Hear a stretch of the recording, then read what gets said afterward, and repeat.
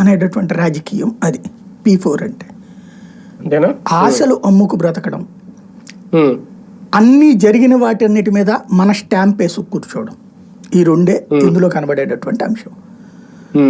చంద్రబాబు గారి విజన్ ఎలాంటి విచిత్రమైంది ఉంటుందంటే, నిన్న ఆయన ఒక ఈ P4 గురించి చెప్పేటప్పుడే నేనే చెప్పాను ఇంతకుముందు, ఇద్దరికి మించి కనొద్దు ఒకళ్ళకి మించి కనొద్దని, ఇప్పుడు నేనే చెప్తున్నాను ఇద్దరిని కానండి ముగ్గురిని కానండి నలుగురిని కానండి అన్నాడు.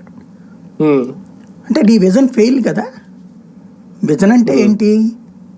మన తాత ముత్తాతల కాలంలో కుటుంబం ఎలా ఉండాలి అన్నది వాళ్ళు ఒక విజన్ క్రియేట్ చేశారు. దాని కారణంగానే ఇవాళ వరకు మనం బతుకుతున్నాం.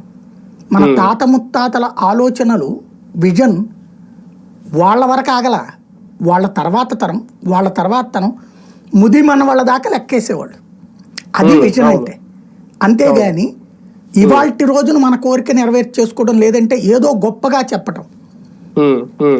ఇదివరకటి రోజుల్లో ఒక ఇంట్లో 4 ఉన్నారు 5 ఉన్నారు. నాకు తెలిసి మన తల్లిదండ్రుల లెక్కల్లో చూస్తే వాళ్ళ తల్లిదండ్రులకి వీళ్ళు 5 6 బిడ్డలు. ఇప్పుడు మా నాన్న వైపు చూస్తే 10 మంది, చనిపోయిన వాళ్ళకి 2 3 ఉంటే బ్రతుకున్నటువంటి వాళ్ళు 10 మంది లెక్క. సరే ఇప్పుడు చనిపోయినటువంటి తీసేద్దాం. 10 మంది మాకు ఏది అన్నదమ్ములు, మా నాన్నకి సంబంధించి అక్క చెల్లెళ్ళు ఒక 5. అమ్మ వైపు చూసినా 8 మంది. వాళ్ళు అంతకుముందు